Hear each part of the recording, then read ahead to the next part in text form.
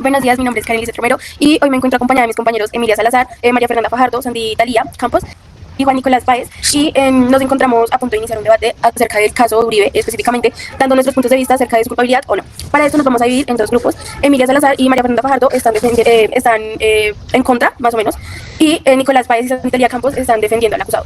Yo soy la moderadora. 2 minutos para hablar, son 5 preguntas las cuales van a tener que responder y dar su punto de vista. En 2 minutos yo les aviso el tiempo y les aviso, sonará una alarma. Cada que se cumplan los 2 minutos, si alguno tiene que replicar lo que ha dicho algún otro compañero, pues alza la mano y se le da la palabra. En ese orden de ideas, vamos a empezar con una breve presentación sobre cada uno de mis compañeros y empezamos con las preguntas. Muy buenos días, mi nombre es María Fernanda Fajardo y el día de hoy estaré por la parte de en contra de, es decir, afirmando la idea de que Uribe es culpable. Dale, me preséntate, por favor. Hola, buenas tardes, mi nombre es Emilia Salazar y pues yo también voy a hablar en contra de Uribe con buenos argumentos. Dale, Nico, por favor, preséntate. Buenos días, con mi compañera Talia vamos a argumentar y justificar el porqué de los hechos y más que todo defendiendo a Álvaro Uribe. Dale, Talia, por favor, preséntate. Hola, buenas tardes, mi nombre es Sandy Talía Campos Bravo y estaré defendiendo a mi acusado, Álvaro Uribe. Bueno, entonces tenemos la primera pregunta, la cual es: ¿fueron los premios y ascensos por bajas en combate un incentivo perverso que justifica su responsabilidad política en el aumento de los asesinatos, o la culpa recae en la misma manera? De la misma manera. Empecemos con Mafe. Espera un momento, te contabilizo los 2 minutos que tienes para hablar y ya te doy la palabra. Ok, tu tiempo empieza ahora. ¿Listo? Pues bueno, por mi parte, la respuesta a mi pregunta es no, no es justificable. Evidentemente sí es un negocio bastante macabro y totalmente corrupto y malo, pero no se justifica. Yo entiendo que las personas y los militares que estaban bajo el mando de muchos de los generales que trabajaron en el gobierno de Uribe tenían también sus familias y tenían también pues las necesidades de tener sus viajes y las cosas que quisieran tener, pero no es la manera de conseguir las cosas. Evidentemente no se justifica. En la JEP hay una serie de videos en YouTube que están postulados acerca de cómo muchos de ellos, que pues hicieron su participación en la restauración de paz, hablan acerca de cómo, digamos, el general Montoya les exigía bajas en combate y dependiendo de las bajas en combate, pues ellos tenían cada vez más premios, viajes, nominaciones, etcétera. Entonces, pues esto lo hace bastante turbio, ya que pues ellos no identificaban quién era la baja en combate, sino que simplemente querían números, querían, como ellos mismos dicen en los videos, litros de sangre. Entonces yo estoy en contra de defender o justificar estos actos. Me parece que es algo que va totalmente en contra de la moral y la ética, sin importar las circunstancias en las que tú estés, y mucho más si tú eres una persona que ya estudió y que está a cargo de defender un país. Yo sé que el derecho se juzga distinto, es decir, no puedes juzgar de la misma manera a un político, por ejemplo, que a un indigente en un asesinato, pero en este caso las personas que cometieron los asesinatos eran personas que estaban en puestos altos, en cargos altos del Estado y que tenían todo su conocimiento, estudio, y pues por ende no se puede justificar a una persona de esta manera. Ok, tu tiempo ya acabó. Vamos a proseguir dándole la palabra a Nicolás Páez para que pueda dar su punto de vista. Tu tiempo inicia ahora. Listo, pues para empezar, yo creo que la responsabilidad de los homicidios debe ser delimitada, pues cada cadena de mando pues especifica y no automáticamente atribuye al jefe de Estado, estando directamente. También pues por mi parte creo que las fuerzas militares tienen mucha autonomía sobre lo que hacen. Y sí, pues es muy feo el hecho de que matan por matar, pero sí siento que es algo autónomo, o sea, no se le puede recaer a alguien que está mucho más arriba, que pues tiene el control, pero no el control dentro de. Y pues también esto no niega que el sistema pudo generar efectos, pero también se puede argumentar que el efecto no implica intención ni necesariamente responsabilidad directa. Ok, te queda 1 minuto exactamente. ¿Deseas agregar alguna respuesta? No, yo estoy ya feliz con esto. Ok, entonces procedimos a darle la palabra a la señorita Emilia Salazar. Tu tiempo empieza ahora. Claro que sí, ya que esa política fue prácticamente una fábrica de muertes. Cuando un gobierno convierte la muerte en un indicador de eficiencia militar, está legitimando la lógica de que el enemigo es cualquiera, pobre, joven o campesino. Eso no fue un error administrativo, una política de Estado que deshumanizó al enemigo y terminó volviendo a los jóvenes carne de cañón. Como jefe de Estado, Uribe no solo debió haberlo previsto, sino que lo alimentó con su discurso de todo el que se pone sospechoso. Esa combinación de premios por bajas fue el caldo de cultivo perfecto para los falsos positivos. Políticamente, esa responsabilidad es imposible de negar. Entonces vamos a darle la palabra a nuestra compañera Sandy Talía Campos. Y bueno, tu tiempo inicia ahora. Ok. Bueno, muchísimas gracias. Respecto a la acusación que se le hace al expresidente Álvaro Uribe, no se le puede cargar con crímenes cometidos por paramilitares que traicionaron una política de seguridad. Nunca hubo un orden presidencial para violar la ley. Convertir una política legítima de seguridad es una acusación política, es injusto y oportunista. La responsabilidad es de quienes ejecutaron los delitos, no de quien combatió al terrorismo cuando nadie más se atrevía. Que pues bueno, me centro normalmente en lo que me he dado cuenta, el expresidente hacía lo posible por tratar de prevenir la inseguridad y que ahora se lo esté acusando de estas cosas, pues es realmente injusto, como lo comentaba anteriormente. Muchas gracias. En ese momento, nuestra compañera María Fernanda Fajardo quiere hacer réplica de la opinión de la compañera Sandy Talía Campos. Entonces, para su réplica, 2 minutos, contando desde ahora.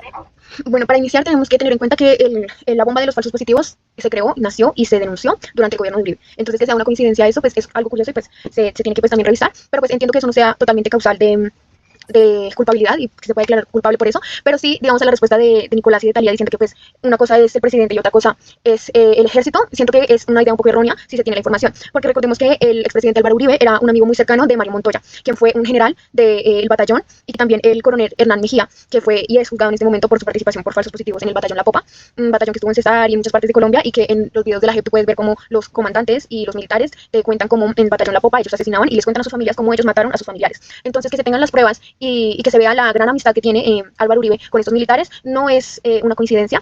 Y si uno tiene una relación de amistad con una persona que comete asesinatos y que soborna para que se cometan asesinatos, yo no creo que esa persona sea inocente en lo personal. También podemos hablar de que él hizo bastantes comunicados cuando estos grandes mandos se retiraron del ejército, y pues él los nombraba como grandes héroes de la patria.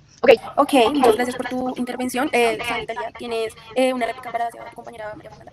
Ok, entonces, tu tiempo inicia ahora. Bueno, según lo que he averiguado y tratando de decir, bueno, sí, lo que comenta mi compañera acerca de los militares que son amigos del expresidente es totalmente cierto, pero también no se puede decir que porque él sea amigo de unos cuantos militares, no quiere decir que todos tengan que ver sobre los que ellos han matado o lo que ha sucedido. Y también, yendo un poco más a fondo sobre el tema, tampoco existe ninguna prueba legalmente judicial que demuestre que Uribe ordenó o promovió los falsos positivos. Fueron crímenes cometidos, como lo comentaba, por los militares que actuaron totalmente a espaldas del gobierno, violando la ley, los protocolos y los valores de la fuerza pública. Por otro lado, un presidente no puede ser responsabilizado por cada acción criminal que comete un miembro corrupto de la institución. Bajo esa lógica, cualquier policía o militar que cometa un crimen convertiría automáticamente culpable a todo el gobierno, lo cual es totalmente absurdo. La responsabilidad penal siempre recae a quien comete el delito, no hay quien dirige una política legítima de seguridad. Gracias. No sé si mi compañero Nicolás desea decir algo. Ok, bueno, por último, vamos a darle la última intervención sobre esta pregunta a la compañera María Fernanda Fajardo. Y para esto vas a tener 1 minuto, ¿ok? Perfecto. Bueno, listo. Perfecto, pues hablando sobre que Uribe tiene amigos y que eso no lo hace culpable, puede ser, no se da la idea de que él es culpable por el hecho de que tenga amistades, sino porque, según el artículo 217 de la Constitución, la finalidad primordial de las fuerzas militares es la defensa de la soberanía y la independencia, la integridad del territorio nacional y el orden constitucional. Esta misión se ejecuta bajo la dirección del gobierno.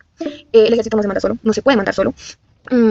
Había, pues, evidentemente una participación del gobierno, porque si entonces el ejército se hubiese mandado solo, todos hubiesen ido directamente a la cárcel por estar violando la Constitución. Y acuérdense lo que hablamos nosotros en clase, que la Corte Constitucional es la que se encarga de manejar que no se pase por encima de ninguna ley de la Constitución Política del 91. Entonces, teniendo en Entonces, cuenta pues, que ya no hay si la... elecciones, vamos a pasar a la segunda pregunta, la cual es, ¿cómo cree que debería Uribe ser recordado en Colombia?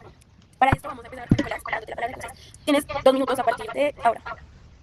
Bueno, para mí, pues, teniendo en cuenta el contexto que hubo dentro del mandato del expresidente, se puede decir que logró reducir los niveles de violencia y presencia territorial de los grupos armados ilegales.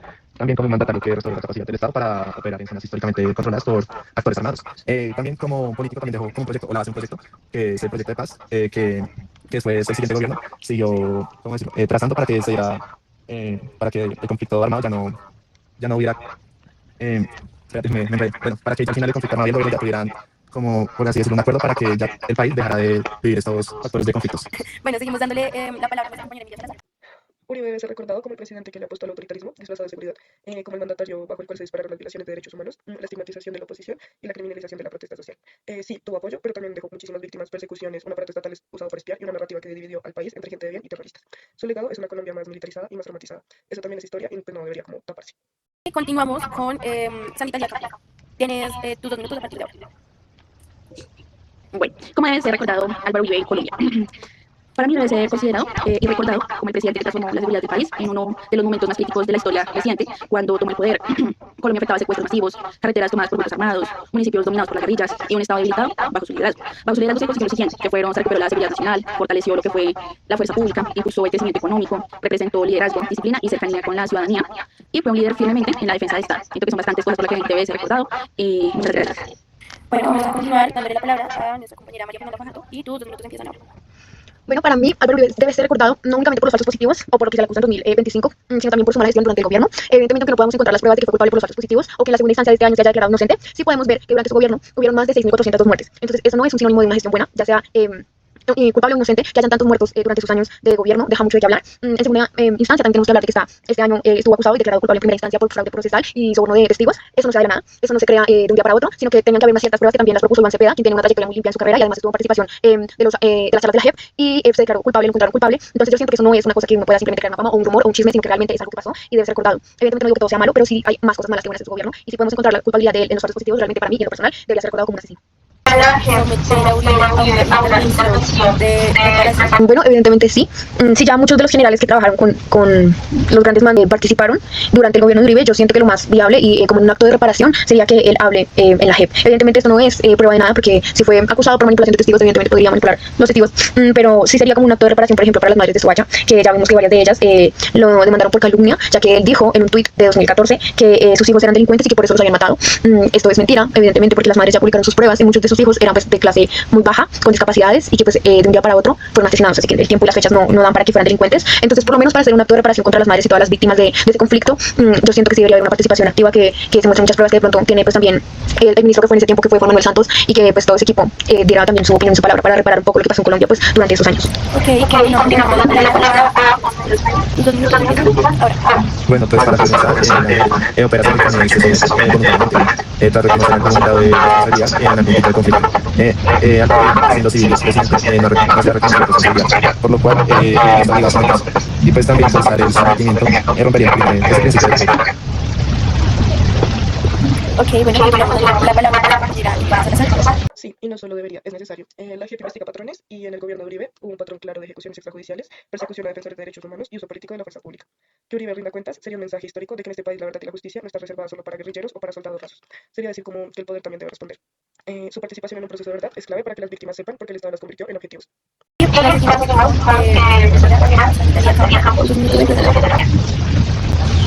Bueno, con respecto al tema de la JEP, si es una realidad a la intervención de reparación, no.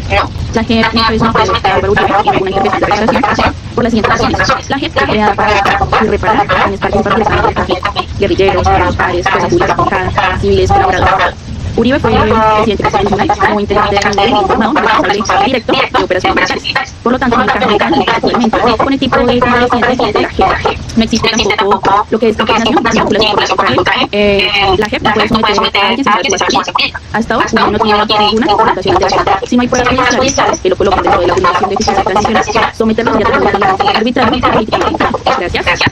Está de acuerdo. Para esto vamos a empezar dándole la tarea para No, porque su presencia en la política sigue alimentando la polarización, la estigmatización y la violencia simbólica.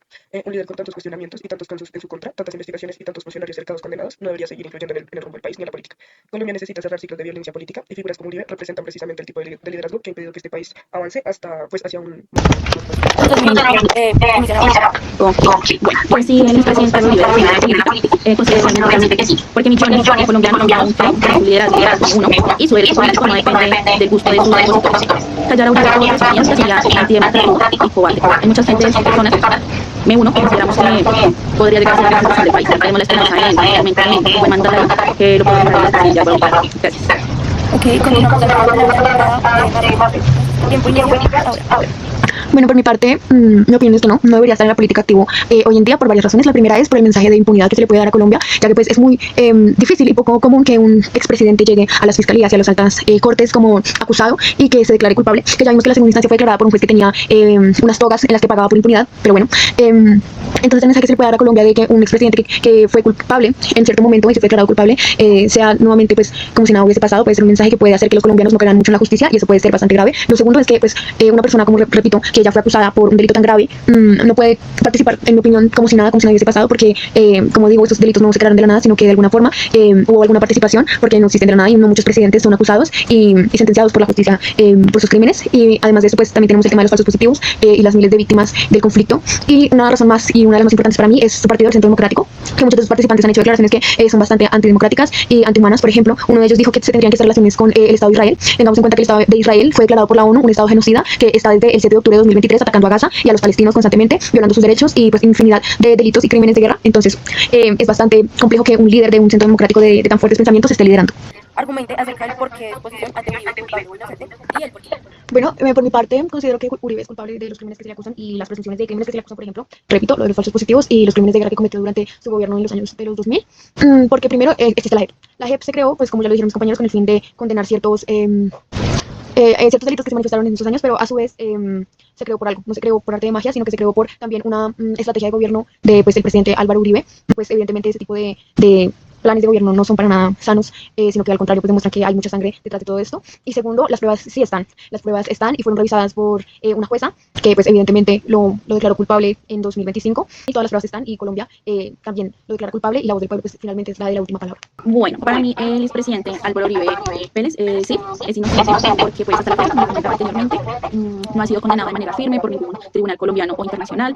También está la presunción de inocencia, que es un principio constitucional que protege a todos los ciudadanos, y todas las investigaciones en contra han sido sobreseídas o aún están en trámite sin generar una condena definitiva.